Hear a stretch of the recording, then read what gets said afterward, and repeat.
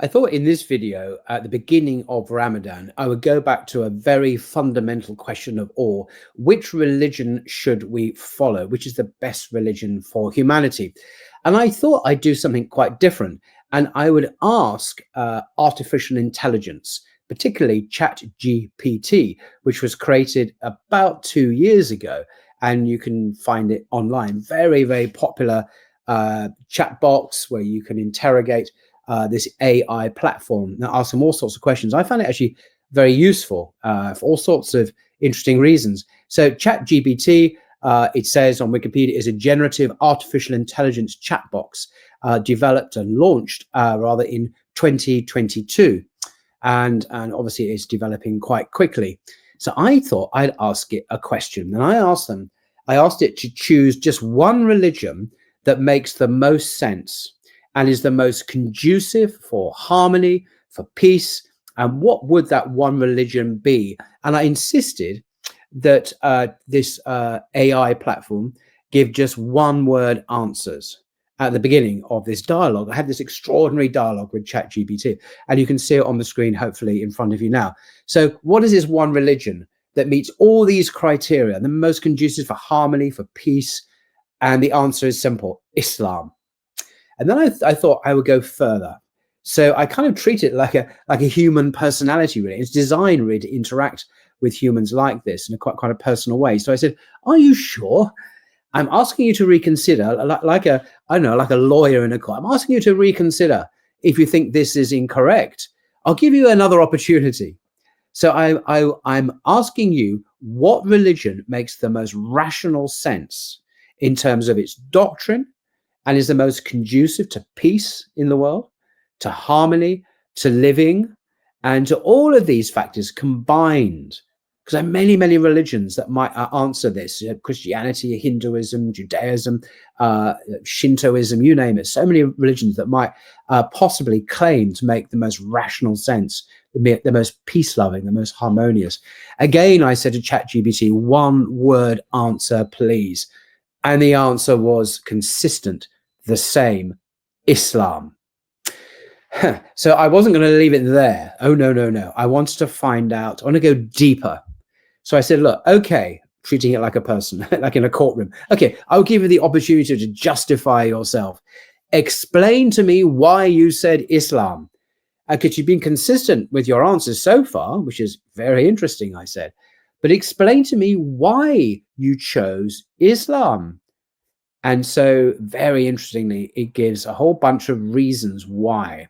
And let's just go through them one by one. I choose Islam, says this artificial intelligence, because it uniquely combines rational coherence, a clear and comprehensive moral framework, and a strong emphasis on peace, justice, and human dignity.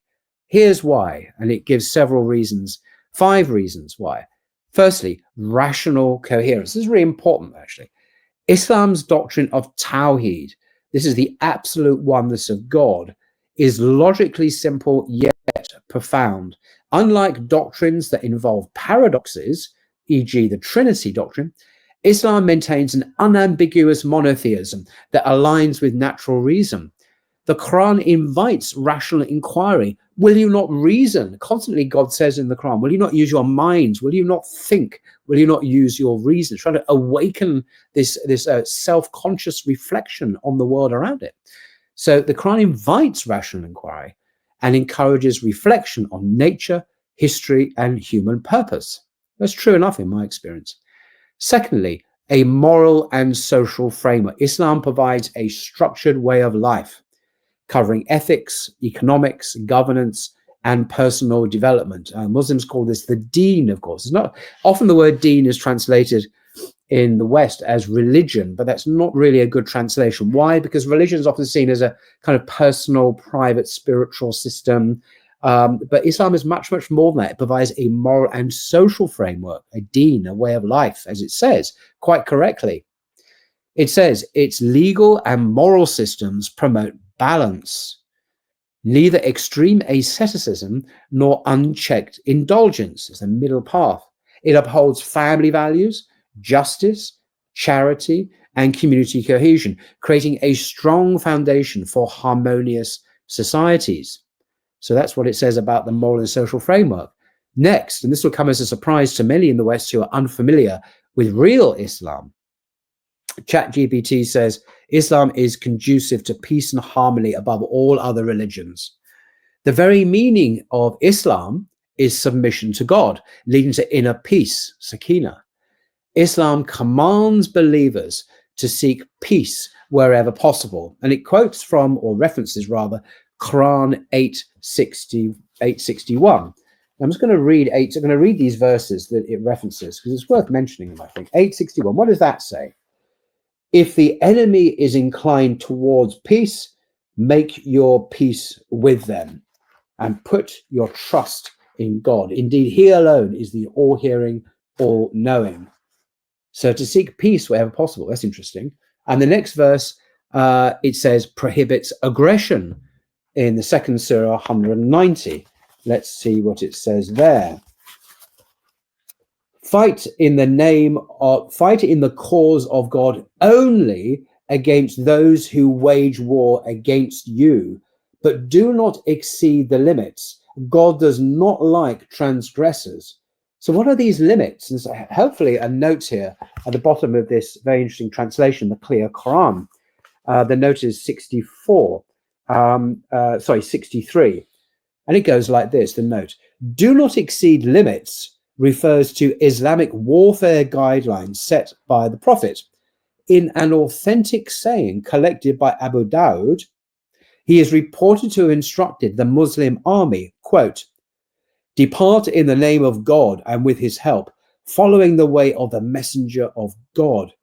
Do not kill an old man, a child, or a woman. Do not mutilate dead bodies of the enemy. Be gracious and courteous, for God loves those who act with grace, end quote. The Prophet also says, do not wish to meet your enemy in battle, but always pray for well-being. If fighting is a must, then be steadfast. So that's the note 63 to chapter 2, verse 190 in the Quran. And it goes on here, and establish justice as a foundation for societal harmony. So what is that about? So if you look at the fourth surah, 135, it goes like this. O believers, God says in the Quran, stand firm for justice as witnesses for God, even if it is against yourselves, your parents, or your close relatives. Be they rich or poor, God is best to ensure their interests. So do not let your desires cause you to deviate from justice. If you distort the testimony or refuse to give it, then know that God is certainly all aware of what you do. Extraordinary verse, standing up for justice. As ChatGPT says, the Quran establishes justice as a foundation for societal harmony. Indeed, it says that. Indeed, it does. Historically, it says, Islamic civilization has facilitated coexistence among diverse peoples under its legal framework. The Dima system, Andalusia, and the Ottoman millet system. All of these were pluralist societies which permitted Jews and Christians and others to live according to their own laws, their own religious systems. So, for example, Christians under the Sharia system are permitted to eat pork, drink alcohol, of course, because they're allowed to practice their religion freely, which for Catholics includes drinking wine during the Eucharist, of course. So it's very, very pluralist. And this says ChatGPT is conducive to peace and harmony. And the fourth reason that ChatGPT gives for choosing Islam as the best religion of all for all humanities, the fourth reason is this: practical. It gives practical guidance for life. Islam is not just a theology; it's a way of life addressing human needs.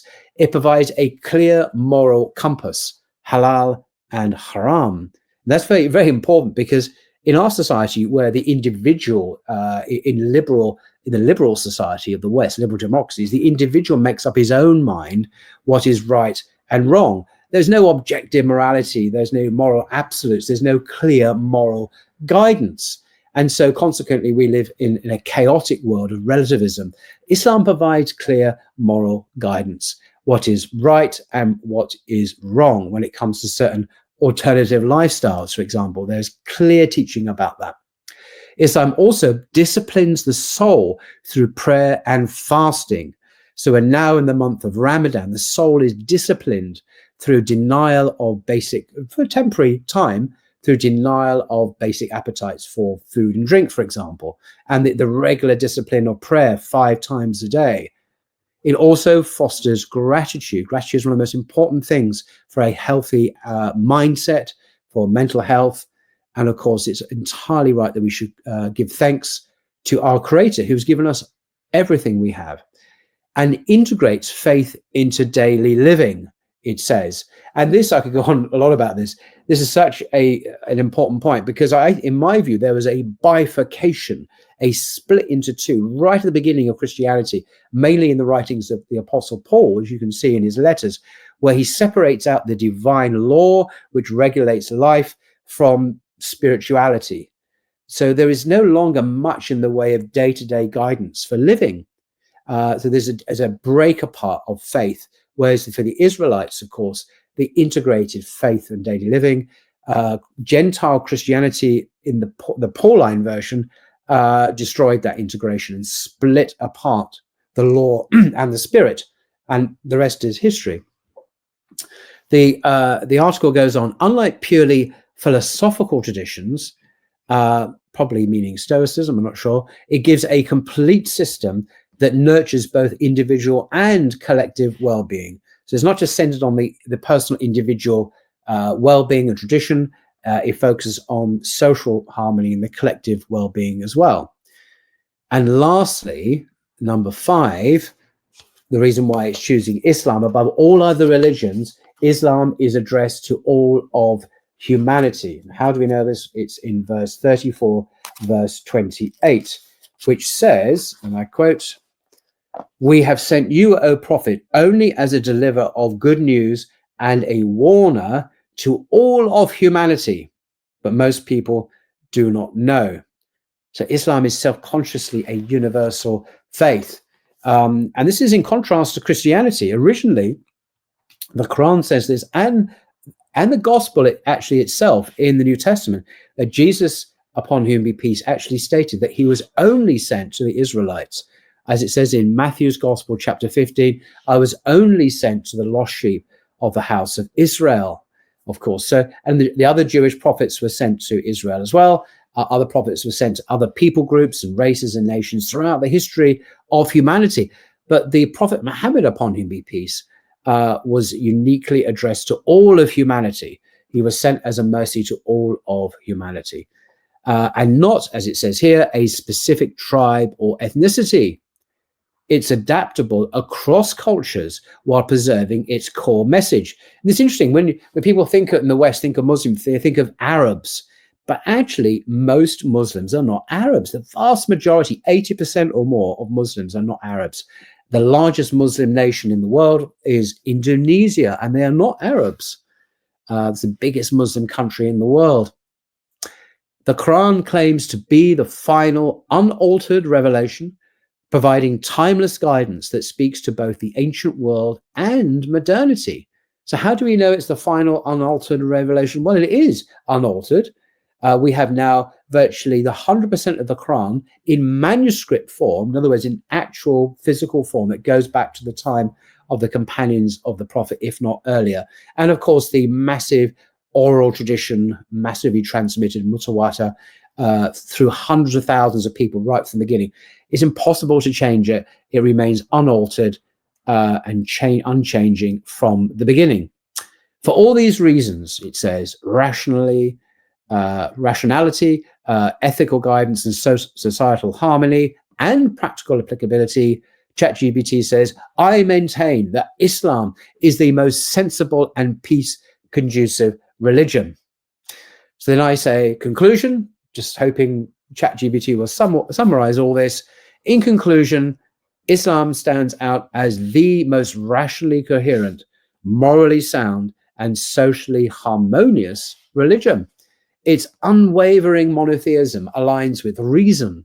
Its ethical and legal framework fosters justice and balance, and its emphasis on peace and community well-being creates the conditions for a harmonious society.